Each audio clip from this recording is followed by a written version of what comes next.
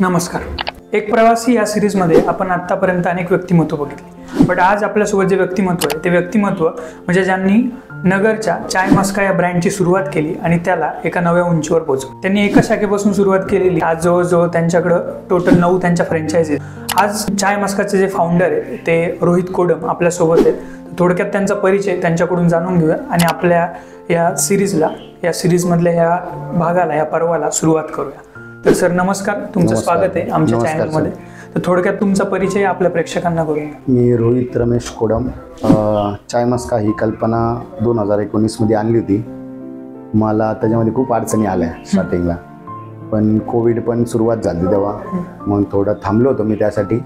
पण सुरुवात करताना त्याच्यामध्ये आपले फायनान्शियली अडचण, मग मित्रांनी थोडी मदत, घरच्यांनी मदत भरपूर केली मला त्याच्यामध्ये.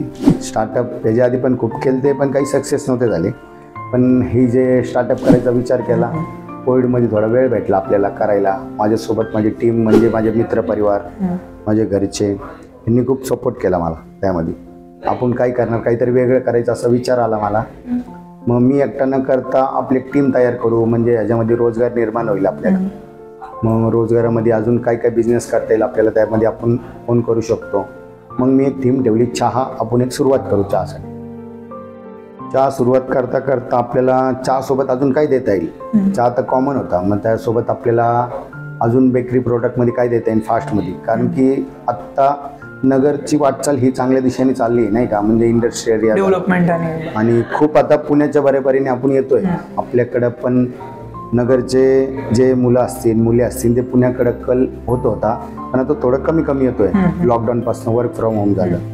मग असा विचार करतात ते सगळे की नाही, आपण नगरमध्ये राहूनच करायचं, काय करायचं, काहीतरी व्यवसाय करू. मग काहीतरी उत्पन्न निर्माण व्हायला पाहिजे, त्याच्यामध्ये रोजगार निर्माण व्हायला पाहिजे. ही कल्पना मला आलती, तर एक सुरुवात केली.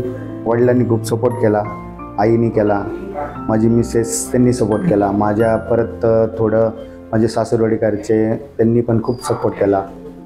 माझे मेहुणे झाले, माझे सासरे झाले, ते पण हॉटेल इंडस्ट्रीमध्ये होते, म्हणून त्यांनी पण मला ह्याच्यामध्ये सपोर्ट केला. मग आपण सुरुवात कशी करायची, एक आउटलेट मी प्रेमनंद चौकात सुरुवात केली.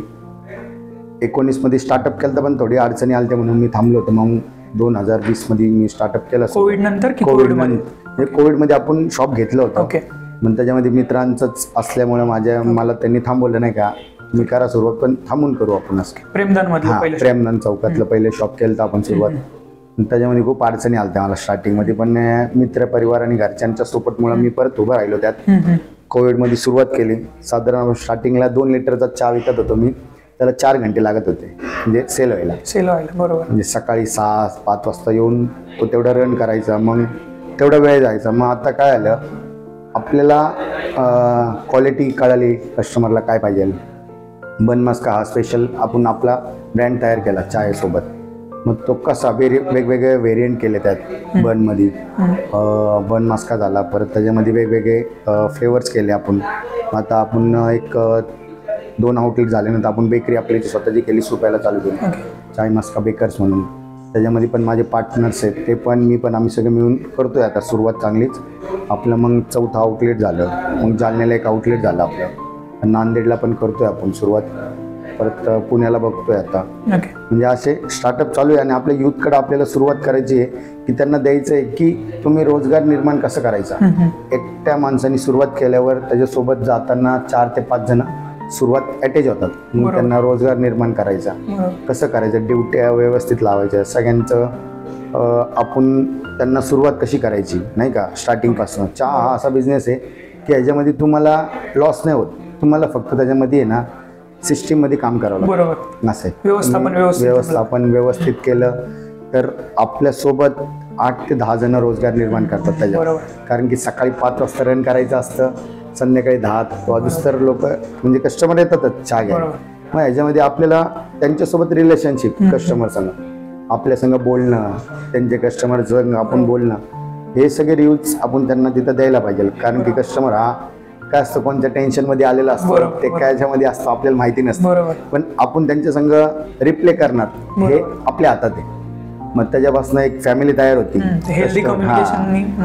आणि काय होतं, लोकांचा व्ह्यू पण वेगळा होतो, हा की नाही का मला तिथंच जायचं चहा. मग बरोबर. कस्टमर्स आपले असतात 2-2, 5-5 किलोमीटरवरून आपल्याकडे येतात, नाही इथं चहा घेऊ आपण, नाही का थोडं बोलता येईल. तिथं त्यांचं ॲम्बियन्स चांगलं असतं, परिसर चांगला असतो, हायजीन वगैरे. आपण त्याकडे खूप लक्ष देतो. आणि हे सिस्टीम चालू असताना आपले काही काही अडचणी येतात, त्याला पण फेस करावं लागतं. फॅमिली असते, घरातले पण आपण ह्याच्यामध्ये आपली सुरुवात करायची की नाही का करायचंच. मी हे ठरवलं होतं. मला चांगला प्रतिसाद पण भेटला. आता आपले 9 आउटलेट झालेले. 4 आउटलेट आपण रन करतोय. आपण 5 फ्रँचायसी दिलेल्या, अजून देतो पण आपण फ्रँचायसी. पण सुरुवात अशी करायची की खूप अडचणी आल्या, म्हणून मी काय घाबरलो नाही त्यात की नाही का आपल्याला करायचंच म्हटलं काही पण होऊन दे. मग याच्यामध्ये सपोर्ट कसा घ्यायचा, कस्टमर संग कसं रिव्ह्यू करायचं आपल्याच्या हातात असतात. असं ज्यावेळेस तुम्ही सुरुवात केली, पहिली जी फ्रँचायझी होती ती सुरुवात करताना तुमच्यासोबत घरातली किती माणसं होती आणि तुम्ही जे टोटल तुमचे मॅन पॉवर जे होते शॉपवर ते टोटल किती होते? माझी सुरुवात आपण केली तेव्हा माझ्या घरातले म्हणजे माझी फॅमिलीच होती. वडील होते, पूर्ण फॅमिली. माझे वडील होते, माझे मिसेस होते. कारण की तुमचा नुसता चाय नाही, त्याच्यासोबत ते बन मस्काचं बाकी. परत माझे मेवणे होते 2 जण. परत अजून माझे सासरे होते. म्हणजे आमची टीम घरातलीच होती. बरोबर. मग काय होतं, जसं जसं व्याप वाढत गेला, जबाबदाऱ्या वाढल्या, सगळ्यांना मग सगळे एक डिपार्टमेंट सगळे आता सेपरेट सांभाळून राहिले. आता चालू आहे त्यांच्या सोबत पण त्यांच्याकडे एक वेगवेगळी टीम झालेली आहे. बरोबर. पण ते माझ्या सोबत पाठीमागं जे काम करतात ते श्रेय त्यांना. मी एकटा काही एवढं करू नाही शकत, कारण की याच्यामध्ये काय होतं तेच महत्वाचे. मी फक्त पुढे उभं राहून सर्व्हिस करतो, हेच काम. आता काय होतं ह्याच्यामध्ये त्यांना पण रोजगार निर्माण करणार. त्यांच्यासोबत अजून एक टीम होती तयार आपल्याकडे पाठीमागं. ह्याच्या पण मध्ये आपण सुरुवात अशी करतोय की महिलांना रोजगार जास्त निर्माण करायचा प्रयत्न करतोय, युवांना पण रोजगार कसा निर्माण करायचा तो पण करतोय. आता आपल्या प्रोडक्टमध्ये काय होतं, नुसता चहा असल्यामुळं चहासोबत बरंच काही आपल्या. बरोबर. लोक तो विचार करून करतोय. आता आपण एक कॅफे मॉडेलमध्ये पदार्पण करतोय लवकरच, मोठं क्षेत्रफळ बघून. तर त्याच्यामध्ये एक सिटिंगचा व्यवस्था आपण बघतोय नाही का त्याच्यामध्ये. म्हणजे आपल्याला आहे ना कॅफे मॉडेलमध्ये पण तयार करायचं आहे. ते कुठं नगरमध्ये की आपण स्टार्टअप करतोय, चांगली जागा बघतोय आपण त्यासाठी. नगरमध्ये भेटली तर ठीक, नाही तर बाहेर भेटली तर बाहेर पण करू आपण. कारण की काय होतं, आता चहाकडे बघण्याचा दृष्टिकोन बदललाय. आता नुसता चहा नाही राहिला, आता तिथं बिझनेस मीटिंग्स पण होतात चहामध्ये. नॉर्मल कम्युनिकेशन सगळंच होतं. आता काय होतं, थोडं व्यवस्था चांगली असेल तर कस्टमर येणार तिथं. मग ते विचार नाही करणार की आपल्याला 5 किलोमीटर आहे का 10 किलोमीटरवरून लांब येतोय. त्या गोष्टीसाठी आपण बघणार नाही की मग कस्टमर येणार, आपण सर्व्हिस देणार, आपण त्या गोष्टी हायजीन ठेवलं तर येणारच तिथं आपल्याला. आपल्याला यासोबत आता आपल्या बेकरीचं आउटलेट आपण अजून एक लवकरात सुरुवात करणार आहे. त्याच्यासोबत आपलं असं ॲम्बियन्स आहे की तिथे सगळे आपण महिला वर्ग ठेवणार की महिलांना रोजगार निर्माण कसा करायचा. मग आपल्या फीडसाठी बाहेरचं फीड म्हणजे जे लोकेशन त्याच्या माध्यमातून आपण जास्तीत जास्त लोकांपर्यंत जसं रोजगार निर्माण करायचा तो एक करायचा आपल्याला. प्रत्येक आपण एक नवीन संकल्पना लवकरच म्हणजे स्वतःच्या डेव्हलपमेंट मध्ये लोकांना बी आपल्या सोबत घेऊन जायला. स्वतःची प्रगती झाली तर समाजाचं पण आपण एक देणं लागतं, म्हणून त्यांच्या समाजातील घटकांना पण घेऊन जायचं. बरोबर. काय होतं, रोजगार निर्माण करणं हा खूप मोठा काळाची गरज आहे आता. बरोबर. आपले म्हणजे महाराष्ट्रातले झाले, महाराष्ट्राच्या बाहेरचे झाले, आता सगळे बाहेर जायचा प्रयत्न करतात. नाही इकडे कमी पैसे भेटतात, मी तर नाही करणार, बाहेर जातो. मग त्याच्यासाठी आई वडील इकडे असतात, दूर राहतात. मग ते आई वडिलांना जे प्रेम पाहिजे असतं आता ते भेटत नाही, त्यांना वेळ पण देऊ शकत नाही ना. आता काय होतं, जर समजा इथं त्याच व्यक्तीने त्याच मुलांनी जर समजा 8 घंटे 12 घंटे काम केलं तर बाकीचे टाइम तो घरी एक्सपेंड करू शकतो असं. बरोबर. मग त्यासाठी जो प्रेम असतो आणि जे कुटुंब एकत्र राहिलं जे प्रेम असतं ते कधीच नाही भेटणार आपल्याला. म्हणजे जर आता बघा आता पाश्चात्य देशांमध्ये असं चालू आहे की मुलगा इथं आहे, आई वडील दुसरीकडे आहे, समजा ते तिकडं बाहेर देशासाठी गेले म्हणजे पैसे कमवण्यासाठी. जेव्हा गरज असते तेव्हा मुलगा इथं नसतो. मग आई वडिलांचं प्रेम आता तुम्ही नाही देऊ शकत त्यांना तर मग काय फायदा नाही. आणि जर परदेशात गेला तर जर 100 वर्षाचं आयुष्य पकडलं तर वर्षातून एकदा जरी पकडला आपण तर तो फक्त मॅक्सिमम 20 वर्ष तर शिक्षणात जाते, तो फक्त 50 ते 60 वेळा भेट देऊ शकतो फक्त वर्षातून एकदा जर पकडलं. आता आपल्याला आपल्या महाराष्ट्रामध्ये म्हणजे आपल्या भारतामध्ये एवढं प्रगतिशील देश आहे की आपण सगळं काही करू शकतो. ह्याच्यामध्ये फक्त सगळ्यांना एकत्र करून येऊन काम करणं महत्वाचं आहे.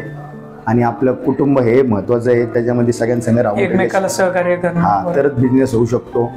मला पण खूप अडचणी आला, मला माझ्यासोबत सगळे माझं कुटुंब उभं होतं, माझा मित्र परिवार होता, पण ह्याच्यामध्ये चालत असताना आपण काहीतरी समाजाचं देणं हे आपण लक्षात ठेवायचं आणि हे करत राहायचं. बरोबर. आपण बघायचं नाही की आम्हाला प्रॉफिट होतोय का लॉस होतोय, ह्या गोष्टीकडे आपण लक्ष दिलं तर आपण लॉस करत जात असतो. आपण करत राहायचं. एक साधारण आहे ना, माझ्या डोक्यात 1000 ते 2000 जणांना रोजगार निर्माण करायचा आहे मला. माझी खूप इच्छा आहे की नाही का आपलं पण एक प्लॅटफॉर्म व्हावा, आपल्यापासून अजून बाकीच्या लोकांना कसं रोजगार निर्माण करायचा आहे जे आपण प्रयत्न करतोय. मी अजून एक लवकरच एक महिलांसाठी आपण एक नियोजन करतोय, पोळी भाजी केंद्राचं पण व्यवस्था करायची आपल्याला. कारण काय होतं, महिला काय असं जास्त लांब जाऊ नाही शकत. बरोबर. त्यांना जवळ आसपास जवळ आपण घराला बघता बघता. बरोबर. हे थोडं 2-3 संकल्पना आहे माझ्या डोक्यात अजून, ते आपण रन करायचा प्रयत्न करतोय. तर सुरुवातीकडे येऊ आपण. तुम्ही बोलले की कोविडमध्ये तुम्ही स्टार्ट केलं. ओके. कोविडमध्ये ज्यावेळेस तुम्ही ते गाळा घेतला, गाळ्याचं भाडं पण जर प्रेमदान सारख्या लोकेशनमध्ये तुम्ही स्टार्ट केलंय तिथं भरपूर असतं. ओके. तर त्यावेळेस तुम्ही डेअरिंग कशी केली? कारण की कोविड 2020 म्हणजे पूर्ण कोविड संपलेला नव्हता. ओके. परत किती दिवस चालेल याची गॅरंटी नाही, मग ती डेअरिंग कशी केली तुम्ही? आता काय आलं, फर्स्ट कोविड मध्ये मी डेअरिंग केली तर तेव्हा मला सपोर्ट भेटला की माझ्या मित्राचं शॉप असल्यावर तो म्हणला राहून दे, आपण बघू नंतर. त्यांनी मला सपोर्ट केला. सेकंड कोविड आलं तेव्हा कामगार नव्हते, कोण नव्हते, पण तेव्हा लिमिट होतं बिझनेस करण्यासाठी. एक 4 वाजूस्तर ठेवा, पार्सल सिस्टीम ठेवा. मग त्याच्यामध्ये पर्याय नव्हता आपल्याला. तर माझ्यासोबत जर टीम होती, 16 जणांची टीम होती, त्यांना रोजगार करायचा होता मला निर्माण.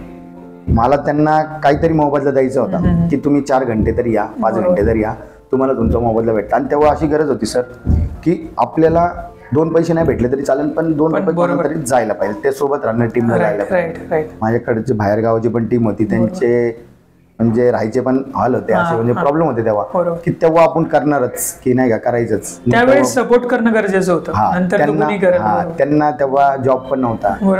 मग सगळे आपण एकत्र येऊन आम्ही विचार केला की आपण सकाळी लवकरात लवकर सुरुवात करू. आपल्याला पार्सल आहे तर आपण पार्सल द्यायचा प्रयत्न करू. मग तेव्हा आपल्याला खूप चांगला प्रतिसाद भेटला. मग आपलं दूध थोडं बाहेरून येत होतं म्हणून आपण स्टॉक करत होतो. 3 दिवसाला एकदा दूध यायचं आमचं. बरोबर. मग आम्ही जास्त प्रमाणात दूध घेऊन, मग ते आम्हाला 3 दिवसात पण पुरत नव्हतं. मग ते आम्हाला 1 दिवस 1.5 दिवसात संपायचं. मग आम्ही स्टॉक थोडा जास्त मग बिझनेसचा थोडा ग्रो व्हायला लागला. मग टीम वर्क वाढलं. मग आपण दुसरी ब्रँच केली केडगावला, मग तिथं पण चांगलं रिस्पॉन्स चांगला भेटला. मग तिसरी ब्रँच केली मार्केटला, तिथं पण पहाटे चांगली गर्दी असते, मग तिथं रिस्पॉन्स भेटला. शेतकरी वर्ग सगळा. चौथी ब्रँच आपण केली परत जालन्याला, मग तिथं पण रिस्पॉन्स चांगला भेटला. मग सुप्याला केली. सुप्याला मग आपण करता करता एक बेकरी मॉडेल पण तयार केलं तिथे, की मग तिथून सगळं मटेरियल सप्लाय करून आपण पुढं सप्लाय करायचो सगळं. त्याच्यापासून आपल्याला चांगला प्रतिसाद भेटला. आपण पुढं फ्रँचायझी मी बऱ्याच वेळा ऐकलंय, वेगवेगळ्या उद्योगांचं ते फ्रँचायझी देतात थोडी डेव्हलपमेंट झाल्यानंतर.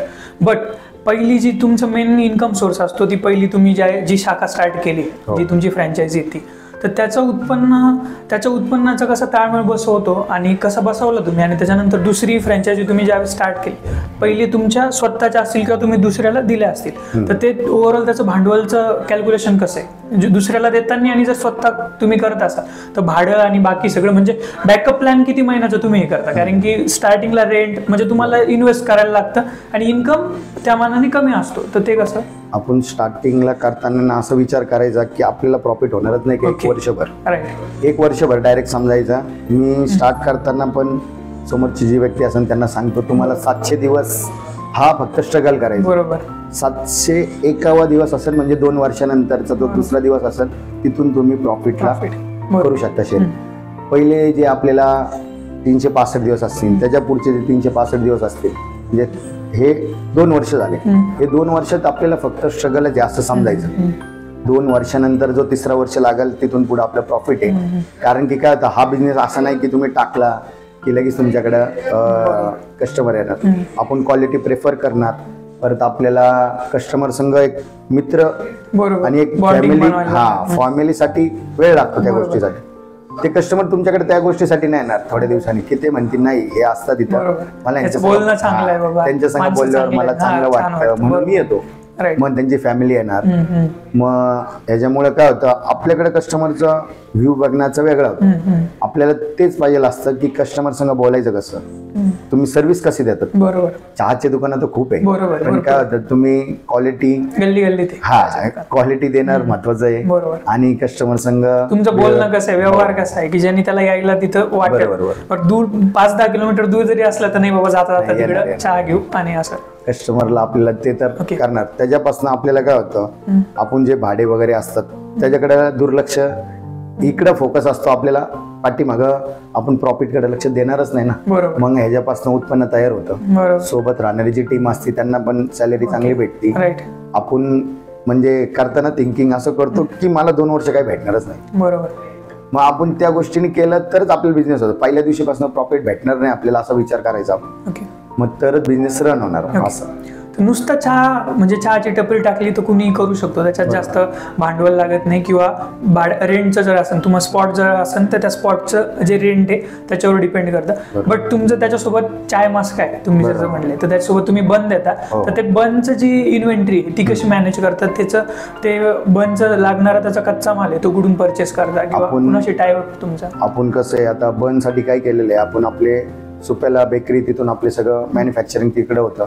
आपण सगळं इकडं आउटवर करून घेतो, पण तिथून डिस्पॅच सगळ्या आउटलेटला आपण एक डिस्पॅच करतो. की काही काही असे जण आहे की त्यांना कुरिअरने पण पाठवावं लागतं, ट्रान्सपोर्टने पाठवावं लागतं. मग त्याची सोय करून ठेवलेली आपण. आणि आपल्या काय होतं, बन चाले आणि बेकरीचे सगळे प्रोडक्ट आपण त्याला व्हॅलिडिटी दिलेली असं. मग त्या गोष्टीला काय होतं, मग ते समोरची ऑर्डर करताना पण आपल्याला असं करतात की माझ्याकडे 3-4 दिवसाने ते संपवणार आहे मी आणि तशीच ऑर्डर करणार. बरोबर. बाकीचं जे मटेरियल असतं त्या मटेरियलला आम्ही व्हॅलिडिटी त्याच्या प्रकारे आहे. परत आपण तिथं ट्रेनिंग देतो त्यांना. तिथं जे रन करणार आहे स्वतः ओनरला आपण पहिले ट्रेन करतो. तिथं लेवरना ट्रेन केलं, त्यांना सांगू शकतो की तो माणूस नसला अवेलेबल तर तुम्ही तिथे अवेलेबल पाहिजे. आणि कस्टमर राजा असतो तो कधी पण येऊ शकतो असे. मग ते येणार आहे, आपल्याकडे लक्ष द्यायचंय आपल्याला, ते महत्वाचं आहे असं. बरोबर. नाही, आता तुम्ही ज्यावेळेस एक्सपांड करता म्हणजे तुम्ही फ्रँचायझी टाकले त्याच्यानंतर, तर त्याचं जे ओव्हरऑल तुमचं तो सगळ्या फ्रँचायझीवर जो कंट्रोल आहे तुमचा किंवा त्याची क्वालिटी त्याच्याशी रिलेटेड, तर ते कसं तुम्ही मॉनिटर करता, ते कसं मॅनेज करता. आपल्याकडे टीम आहे, आपण टीमवर एक काम करतो. याच्यावर एक आपले फूड साठी आहे ना आपली स्वतःची टीम आहे, ते स्वतः तिथं जातात. मी पण स्वतः जातो सगळ्या आउटलेटला. मला जसं टायमिंग भेटतं तसं मी जातो. तिथं विचारतो, कस्टमर संग बोलतो मी की तुम्हाला काय अडचण आली, ह्याच्यात काही कमी जास्त वाटतंय आपल्या बनमध्ये हे. हा, तिथं ते कस्टमरला आपल्याला काय अडचण आलं आपण लक्ष देतो की नाही का ह्या गोष्टी असं करायला पाहिजे आणि ह्या एरियामध्ये ही गोष्ट जास्त चालते, आपल्याला ह्याच्यावर लक्ष द्यायचे. मग आमचे कॅम्पेन झाले, आम्ही तिथं ऑफर्स ठेवतो. 15 ऑगस्टला आम्ही ऑफर सगळ्या आउटलेटला ठेवतो की 1 रुपयाचा. स्वातंत्र्य झालेला देश, काहीतरी सगळ्यांना पण सेलिब्रेशन पाहिजे ना. सगळे फॅमिलीज बाहेर येतात, फॅमिलीज असतील ते येतात, आवडीने येतात आपल्याकडे. त्या दिवशी खास बन मस्का खायला.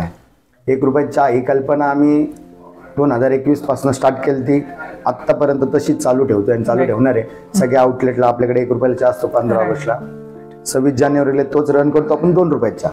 काही कस्टमर असे आपल्याकडं की येतात ते की म्हणतात आम्हाला जुने दिवस आठवतात ते, नाही का. 1 रुपयात चहा आम्ही पिलो होतो तेव्हा 40 वर्षाखाली, ते आता आम्हाला आठवतं, इमोशनली जोडले, कनेक्ट होतात. आणि त्यांना असं म्हणे वाटतं की नाही का, ते आम्हाला ती गोष्ट आठवली खूप भारी वाटते. बरोबर.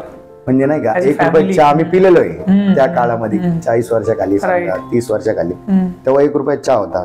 ती आठवण आम्हाला तू आज आणून दिली, नाही का. आम्हाला एक चांगलं वाटलं म्हणे, नाही का. असं करणार कोण नाहीये व्यक्ती. म्हणलं नाहीच, म्हणलं काका हे रिलेशन तयार व्हावं. तुम्ही आमच्याकडे येतात एवढे दिवस झाले आणि आम्ही पण तुमचं देणं आहे कधीतरी कुठेतरी.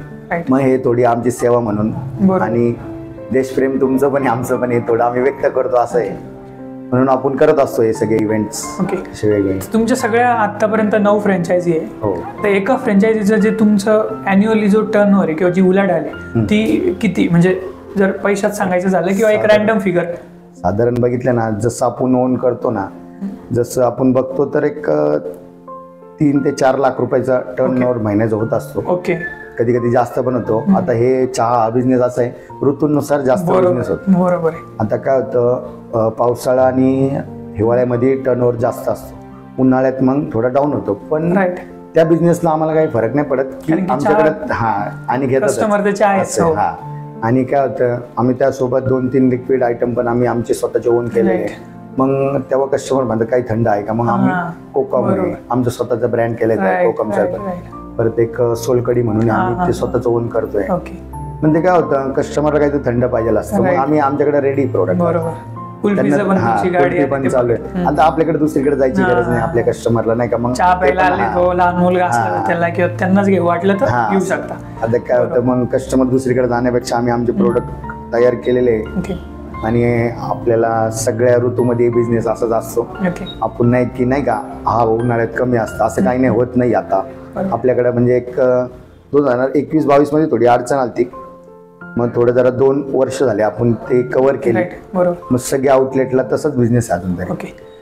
जे आता चहाच्या याच्यात तुम्ही बघितलं तर अनेक ब्रँड आहे, म्हणजे येवले असो किंवा बाकी बरेच आहेत. अमृततुल्य नावाने फक्त शेवट अमृततुल्य बरेच आहे. नगरमध्ये अशी बरेच दुकान आहे.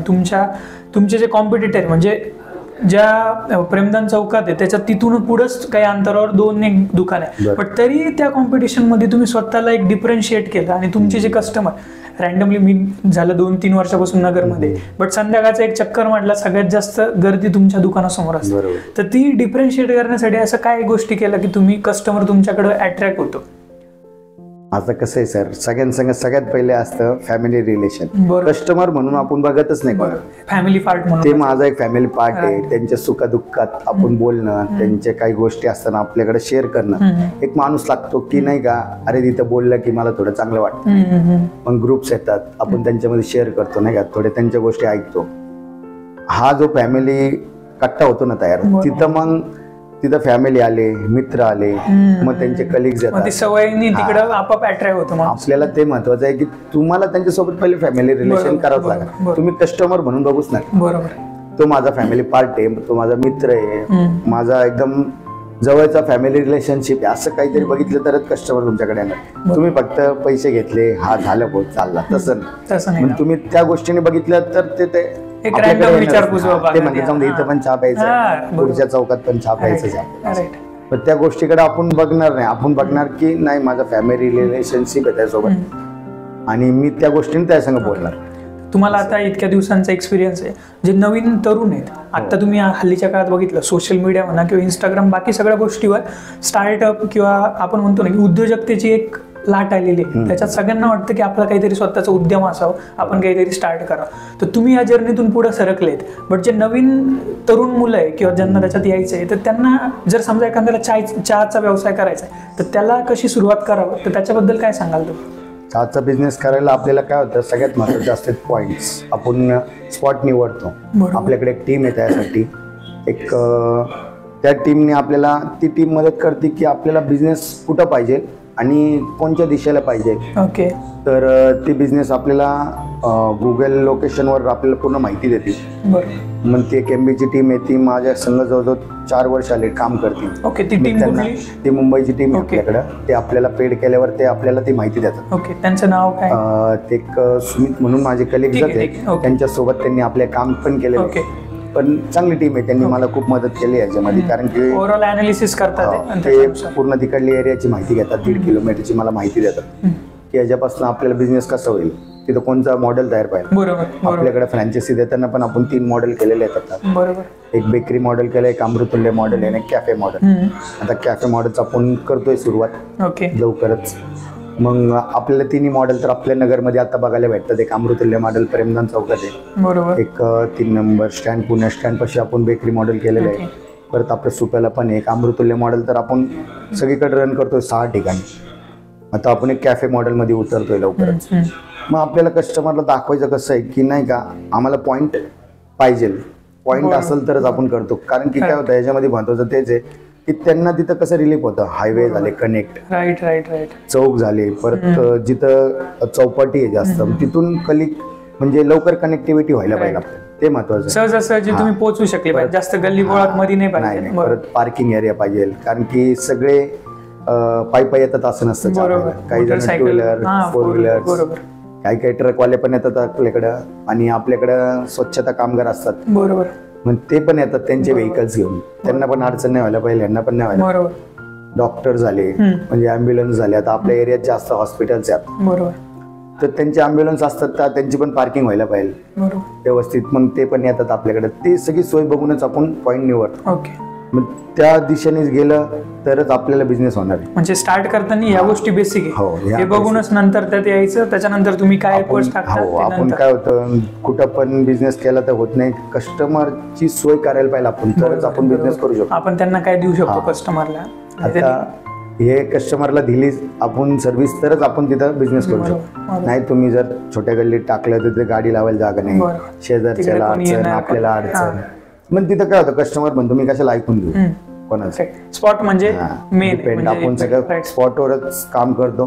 आणि काय होतं तिथलं एक जर भाड्याने असेल तर आपण ऍग्रीमेंट मोठं करून घेतो की साधारण यांना त्रास नाही व्हायला पाहिजे की नाही का 10 महिन्यांनी 11 महिन्यांनी एक ॲग्रीमेंट साधारण किती आपण कमीत कमी 5 वर्षाचं करून घेतो. ओके. एकदा जे घेतो. हा, आता आपण जे कॅफे मॉडेल मध्ये करतो ते 11 वर्षाचं घेतोय आपण. ओके. कारण की काय होतं बरोबर, बिझनेस चालायला लागला की समोरच्याला वाटतं की बाबा आपण स्वतःचं का नाही असं. बरोबर. मग ते काय होतं मग करतानाच आपण की आपली एक टीम आहे, वकील आहे आपल्याकडे कंपनीसाठी, परत CAs आहे आपल्याला, ते सगळे ऍडवाइस देतात आपल्याला ह्या अडचणी येणार आहे तुम्हाला 5 वर्षानंतर नाही का, की तुम्ही हे तुमचे जे टर्म्स अँड कंडिशन ते रन करूनच पुढचं पाऊल उचला. पण ते काय होतं आता आपले जे आउटलेट आहे ते एक पण आउटलेट बंद नाही, आणि तोच विचार करतोय की त्या आउटलेट पासून अजून उत्पन्न कसं निर्माण करायचं, तिथं रोजगार कसं निर्माण करायचं. आता ज्या ठिकाणी मार्केट एरिया झाला तिथं पहाटे 3 वाजता चहा लागतो. मग तिथे एक टीम तयार केलेली आहे, पहाटे 3 वाजता चहा तयार ठेवा. मग तिथं मग नंतर 11च्या नंतर डाऊन होतो कारण मार्केट डाऊन होत असतं, सगळे घरी जायच्या मार्गावर असतात. मग तेव्हा काय असतं तिथं थोडं डाऊन झालं तिथली टीम कमी करायची, एका माणसावर बिझनेस चालतो. संध्याकाळी परत चौपाटी लागते, तिथून एक साधारण 300 मीटरच्या अंतरावर आहे चौपाटी. मग तिथं बिझनेस परत संध्याकाळी 4च्या नंतर परत बिझनेस होतो. आपण तो सगळा विचार करूनच बिझनेस स्टार्ट करतो सगळीकडे. ज्यावेळेस स्टार्ट करतो एखादा, समजा आपल्याला एक दुकान टाकायचं किंवा पहिल्यांदा टाकतो चहाची टपरी टाकली तर त्याला डॉक्युमेंटेशन किंवा ज्या लिगल गोष्टी त्यात जास्त पडायची गरज नाही. बट ज्यावेळेस तुम्ही एक्सपांड करता तर त्यावेळेस तुम्ही ते फर्म रजिस्ट्रेशन म्हणा किंवा जसं आता तुम्ही बोलले तुमच्याकडे वकील आहे, तर ह्या सगळ्या गोष्टी काय की ज्या समजा नवीन एखाद्याला स्टार्ट करायचं किंवा एक्सपांड करायचं त्याला त्याचा बिझनेस, तर अशा कोणत्या गोष्टी ज्या म्हणजे गरजेचंच आहे. आपल्याला काय होतं सगळ्यात आधी आपण तिथं शॉप ऍक्ट लायसन्स असतात, शॉप ऍक्ट लायसन्स. ओके. परत फूड लायसन आलं, परत आता गरजेचं आहे उद्यम आधार. ओके. तर आपण हे सगळ्या गोष्टी ना तिथं रन करतोच. ओके. परत तिथलं आपल्याला शॉप आहे त्याचं एक इन्शुरन्स असतं. ओके. प्रत्येक शॉपचा आपण इन्शुरन्स काढूनच घेतो. शॉपचा इन्शुरन्स का गरजेचा? शॉपचा इन्शुरन्स का बरं की तिथं काही अडचणी आल्या, कारण की आपल्याकडे सगळं गॅस अवेलेबल असतं. कधी काही नॉक जर राहिली चुकून तर सकाळी आलेल्या माणसाला काही प्रॉब्लेम नाही व्हावा. तिथं वर्कर झालं जरी त्या शॉपची दुकान हे नुकसान तर ते त्याच्यामध्ये कव्हर होतं. कारण की काय होतं हे काळाची गरज आहे, कधी चुकून पण काही राहू शकतं. व्यक्ती इकडनं राहतं संध्याकाळचा राहिलेला असतो, सकाळची ड्युटीवाला वेगळा असतो संध्याकाळचा. बरोबर. चुकून जर काय राहिलं त्याची केअर आपण आत्तापासूनच घेतो की नाही अडचणी यावं 5 वर्षात आपल्याला. असं हे काय बेसिक छोट्या गोष्टी आपण ते सगळे रन करतो की ह्या गोष्टी आम्हाला तिथं गरजेचं आहे. चहा हा पदार्थ फक्त एकच आहे पण त्याच्यासोबत खूप मोठं रिलेशन असतं सगळ्या गोष्टी. आपण बेकरी मॉडेलमध्ये पण बेकरी प्रोडक्टमध्ये पण खूप आता व्हरायटीज वाढवलेत. पण त्यासाठी काय होतं तिथं फूड लायसन गरजेचं असतं. फूड लिमिटेड आपण जे क्रायटेरियामध्ये बसतो त्याच्या व्हॅलिडिटी, एक्सपायरी डेट ते सगळं रन करूनच आपण तिथं रन करतो की ह्याच्यापासून आपल्याला कस्टमरला त्रास नाही व्हावा. जे एक्सपायर झालेले आपण एक्सपायर म्हणून त्याच्या एक्सपायरी असती ते आपण डायरेक्ट डिस्पॅच करून टाकतो. म्हणजे त्याचं आपण करतच नाही, रनच नाही, डिस्पोज करून टाकायचं. अजून त्याच्यानंतर आलं तिथले डॉक्युमेंटेशन जे ओन असतात आपण त्यांना त्या गोष्टी गरजेचं आहे ते सगळे पूर्ण कम्प्लीट करून तिथं रन करायलाच लावतो की त्यांना काळाने पुढच्या म्हणजे गोष्टीला अडचण नको आहे. बरोबर. आणि जे फूड लायसनिंगचं जे तुम्ही सांगितलं ते सर्टिफिकेट ती प्रोसेस कशी? ते कशी एक टीम असते ते आपल्याला रन करून देतात. ओके. आपण त्यांना सांगितलं आपलं रिक्वायरमेंट तर ते, कारण की काय होतं आता गरजेचं ऑनलाईन पण भेटून जातं. पण आता या गोष्टी ऑनलाईन पण तुम्ही त्याच्यात पडले तर इनडायरेक्ट आयडिया येत जाते आपल्याला. ते ऑनलाईन पण एक टीम आहे ती आपल्याला समजा मुंबईला जरी आपलं आउटलेट झालं तर आपण इथून पण ते डॉक्युमेंट पाठवू शकतो करून. असं आहे. पण या गोष्टीला आपण ते काळजी घेतो. बरोबर. ते महत्वाचं आहे. असं नगरमध्ये चहाची बरीच दुकान आहे, बट बन मस्का किंवा तुम्ही चाय मस्का म्हणूनच आणलाय तुमचा, ब्रँड, तर त्याच्यात ती बनची जी कन्सेप्ट पुणे आणि तिकडे पहिल्यापासून होते, तर ती नगरमध्ये स्टार्ट करावं किंवा त्याच्या बाबतीत एंट्री बॅरियर आहे, म्हणजे अजून कोणी दुसरं नव्हतं किंवा कुणाला यायचं असेल तर त्याची इन्व्हेंटरी ते मॅनेज करायला, ते समजून घ्यायला, ती प्रोसेस समजून घ्यायला वेळ जाते. तर ते स्टार्टिंगला तुम्ही ते असं कुठं बाहेरून कुठून शिकून घेतलंय किंवा अशी काही त्याचं प्रशिक्षण घेतलंय का बनच्या बाबतीत बोलतो? आता काय होतं, मी मुंबईला आणि पुण्याला जास्त माझा व्यवसाय होता भाजीचा, म्हणून मी जात होते तिकडं. ओके. तर तिथून आपण तिकडे जाताना फास्टमध्ये काय भेटतं फूड हे विचार करतो आपण. फास्टमध्ये फूड भेटणार बन मस्का, बरोबर. चहा प्यायचा आहे मला, पण त्याच्यासोबत काय आहे, राईट, हे बेकरी प्रोडक्ट रेडी होते आणि काय होतं कमी वेळेत होणार, एक ब्रेकफास्ट होणार, तो फास्टमध्ये तोच आहे. बरोबर. आता पुण्यामध्ये साधारण 1-2-3 नावाजलेले हॉटेल आहे, त्यांच्याकडे बन मस्का भेटतोय. आता काय आलं, नगरमध्ये कोणी सुरुवात करायची तर सुरुवात आपण केली की आपल्याला प्रतिसाद चांगला भेटला. बरोबर. फास्टमध्ये ब्रेकफास्ट होणं हा एकच पर्याय होता तेव्हा. म्हणजे वडापाव सारखंच थोडक्यात चहा बरोबर, आणि जसं घरी टोस्ट खारी खाता तसं पूर्ण हायजीन असतं, आपण पूर्ण बटर्स वगैरे त्याच्यामध्ये पूर्ण आपले फ्लेवर्स पण वेगवेगळे असल्यामुळे कस्टमर रिक्वायरमेंट चांगली झालेली. पण चहा सोबत काय खायचं आता घरी आपण पोळी खातो, दिवाळीच्या शंकरपाळ्या खातो. आता काय होतं, मग ज्या दिवशीला त्या दिवशी आहे, पण मस्का अवेलेबल कुठे आहे, हा चला चाय मस्का. मग कस्टमर म्हणतात चला नाही इथं जाऊ, मग फॅमिली जायला लागले. थोडं आपल्याला याच्यामध्ये आनंद भेटायला लागला नाही का, आपल्याकडे येतानाच एवढं लॉटमध्ये येतात हे सगळे की त्यांना आवडतं पण आहे. मग त्याच्यामध्ये आपण फ्लेवर्स वेगवेगळे केले, मग कॉम्बो केले. मग आता आपण गणपतीमध्ये ऑफर ठेवत असतो नाही का, जम्बो बन, मग जम्बो बनवर 2 जम्बो चहा, असं कॉम्बो असतं. मग कस्टमरला वाटतं अरे गणपतीची वाट आता बघतात ते नाही का, मोठा बन भेटतो काहीतरी वेगळं, त्या गोष्टी क्लिक होतं. 15 ऑगस्टच्या बाबतीत जसं 1 रुपयात चहा, तसं गणपतीच्या ते काय होतं, कस्टमरला आता त्यांना माहिती अरे ऑफर असतं त्यांच्याकडे, चला. तर त्यासाठी बरोबर ते त्या टायमाला जे आपल्याकडे येतात. बरोबर. सगळ्यांना आता कळते, आता सोशल मीडिया असल्यामुळे, आणि आपले युथ असं आहे की आता काय नवीन काय आहे आता सध्या त्याच्याकडं वाटचाल चालू आहे. म्हणून आपल्याला रिक्वायरमेंट पण जास्त आहे, पण आपण थोडे टर्म्स अँड कंडिशन ठेवल्यामुळं थोडं डिस्टन्स आपण मोठा आहे, ह्याच्यामध्ये लॉंग टाइम बिझनेस करायचा कसा हा विचार करतोय आपण. आत्ताच्या डिजिटल युगात तुम्ही आता जर सोशल मीडियाचं नाव घेतलं, तर सोशल मीडियाचा तुमच्या बिझनेसमध्ये किती महत्त्वाचा वाटा आहे किंवा तो काय रोल प्ले करतो, ज्यांनी म्हणजे जो स्टार्ट करतोय त्याला कळेल की बाबा नुसतंच ऑफलाईन नाही तर सोशल मीडिया किती गरजेचं आहे? सोशल मीडिया असं आहे सर, आता काय होतंय, सोशल मीडियामध्ये ऑफर्स आले आणि युथ सगळं सोशल मीडियाकडे चाललोय, आणि तिकडे जर आपण निगेटिव्ह असेल तर बिझनेसला आपण खूप किती पण क्वालिटी राहून दिसणार नाही. तिकडे तुमचा प्रेझेन्स पाहिजे, तिथं पाहिजे. एक टीम असती, तुम्ही त्यांना हायर करा, तुम्हाला नाही जमणार त्या बिझनेस मध्ये करा. आता माझ्या बाकीच्या आउटलेटला एक टीम आहे, ती टीमच मला हँडल करते नाही का. म्हणजे काय होतं, काही आता कॉन्ट्रॅक्ट बेस थर्ड पार्टी समजा करून टाकलं. तर आता माझं एक आउटलेट दिलेलं आहे पार्टनर मध्ये, त्यांचं वय जवळजवळ जास्त आहे नाही का, त्यांना आवड होती आपलं बन मस्का खाल्ला, बरोबर, आपले क्रॉकरी बघितली, तर त्यांनी माझ्याकडे आवर्जून ती फ्रँचायझी घेतली. त्यांच्याकडे कस्टमर पण असे, पण ते म्हणले मला काही मोबाईल यूज नाही करता येत असं वगैरे. मेन आपल्याकडे एक टीम आहे, ते तुम्हाला हायर करा. त्यांच्याकडे व्ह्यूज पण चांगले, आता कस्टमर त्यांचं मटेरियल जास्त प्रमाणात जाते. त्यांचा रोज संध्याकाळी फोन येतो मला, सर असं असं कमी पडलं, ओके चालेल उद्या पाठवा. काय होतं, आवड निर्माण होती त्यांना पण. बरोबर. त्यांनी मिसळमध्ये खूप नावाजलेले ते पारनेरमध्ये, पण आत्ता त्यांनी बन मस्का हा स्टार्ट केला म्हणून त्यांना काय आलं, तिकडले कस्टमर अजून त्या गोष्टीसाठी मागू राहिले नाही का, हा काहीतरी वेगळा प्रकार, ती कनेक्टिव्हिटी मग बिल्ड होत चालते. हो बरोबर बरोबर. आणि ज्यावेळेस तुम्ही चाय मस्का म्हणजे बन मस्का तुम्ही द्यायला स्टार्ट केलं, तर त्याच्यावरती जे तुम्ही हे लावता काय म्हणतो, काय प्रोडक्ट यूज? आपल्याकडं आपण काय आपलं प्रीमिक्स तयार केलेलं आहे, आपलं एक लोणी पदार्थ आपण केलेलं आहे. ओके, म्हणजे ते तुमच्या स्वतःची एक रेसिपी, स्वतःचीच रेसिपी आहे. परत आपण एक त्याची शेल्फ लाईफ किती असते, म्हणजे त्याची आपण जर तसं बघितलं 30 दिवस लाईफ आहे त्याची. आम्ही ठेवताना 30 दिवसच समोर व्हॅलिडिटी देतो, पण आपण डेट टाकताना काय करतो, आपण त्याची एक्सपायरी करून ठेवतो 28 दिवसाची.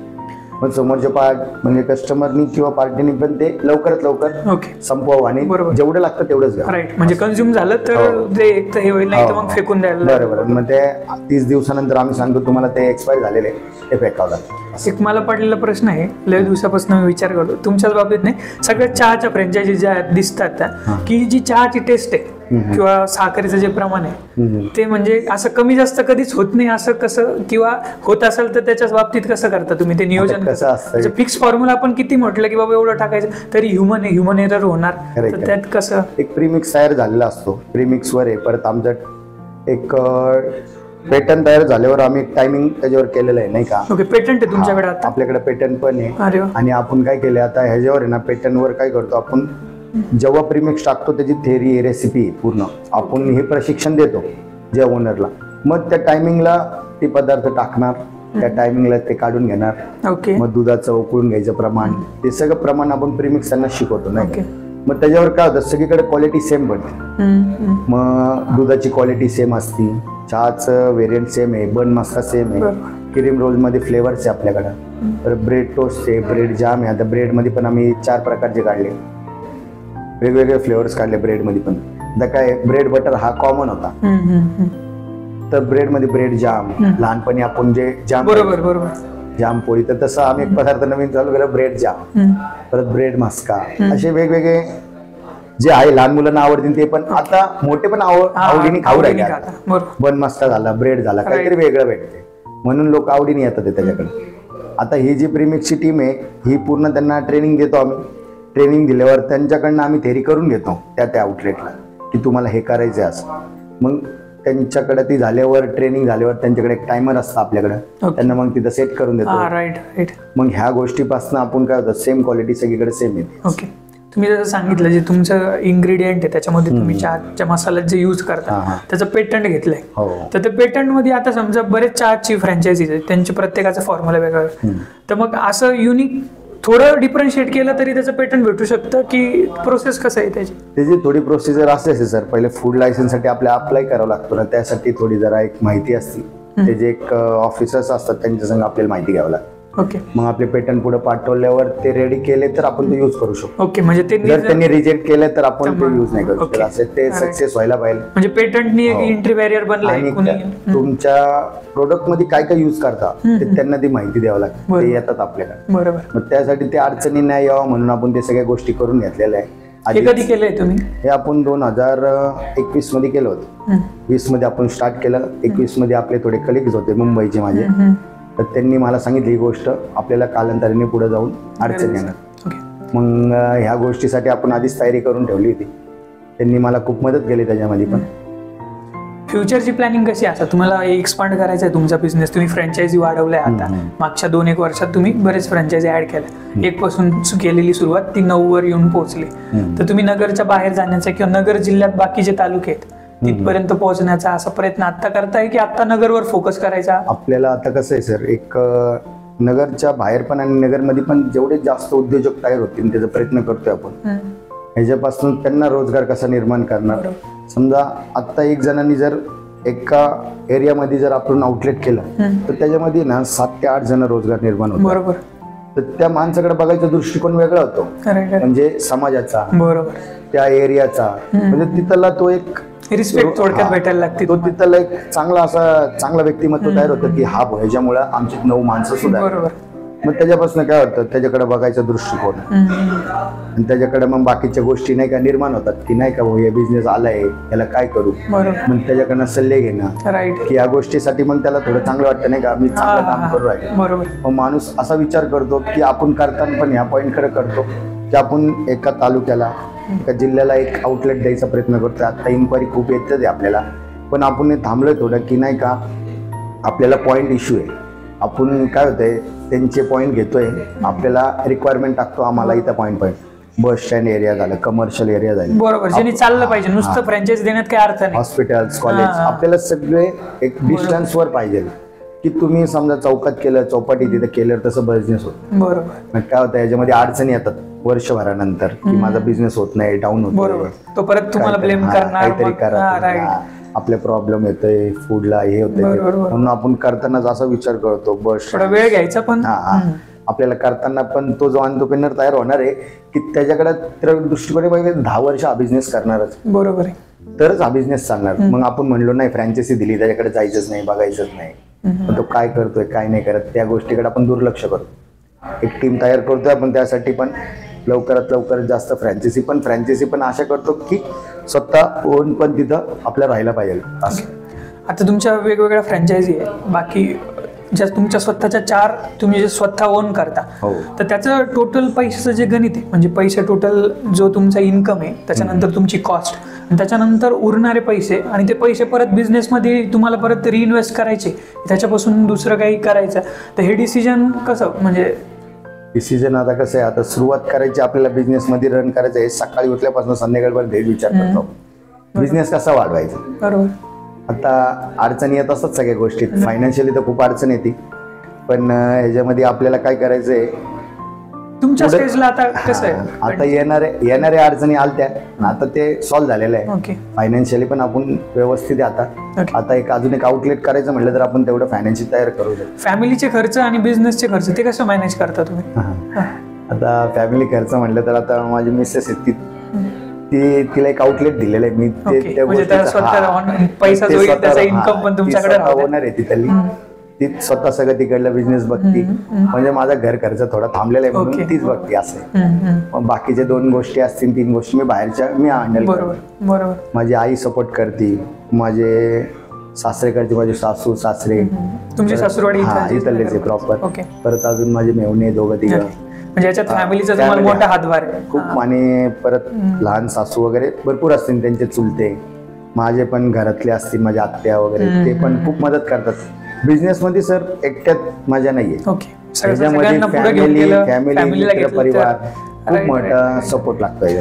नाही, असं बरेच वेळा बघितलंय की बाबा फॅमिली बिझनेस असतात, मोठ्या मोठ्या घराण्यांमध्ये पण बघितलंय आपण की फॅमिली बिझनेस स्टार्टिंगला किंवा जे वडीलधारे असतात ते बघत असतात त्यावेळेस ठीक आहे, बट नंतर ज्यावेळेस पुढच्या पिढीकडे देण्याची वेळ येते त्यावेळेस त्याच्यात काय म्हणतो आपण डिस्प्यूट किंवा वाद तयार होतात. किंवा फॅमिलीतच आता तुम्ही सांगितलं एवढे सासरकडचे तुमची मंडळी इन्व्हॉल्व आहे, तुमच्याकडचे तुमची आई आणि ते, तर मग यांचा सगळ्यांचा समन्वय कसा म्हणजे एकत्र कसं यांना हँडलिंग करावं लागतं थोडं. म्हणजे कुणाचं कमी जास्त थोडं समजून घेणं. थोडं देवाने 2 कान दिलेले आपल्याला, राईट ऐकायचं. हे सगळ्यात महत्वाचं आहे किंवा बिझनेस करत असताना तुम्ही या गोष्टी होत असतात. आपण आपल्याला फोकस ठेवायचा फक्त बिझनेस कडे. आता हे सगळ्यांचं होत असतं, रुसवे फुगे असतात, आपण त्या गोष्टीकडे दुर्लक्ष केलेलं चांगलं असतं. त्या गोष्टीकडे लक्ष दिलं, फॅमिलीमध्ये हे झालं ते झालं, मग आपण तिकडे निगेटिव्ह होतो. बरोबर.